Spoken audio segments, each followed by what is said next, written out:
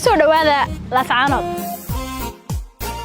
Laascaanood waa shafka Soomaaliya isku xidha waqooyi iyo galbeed.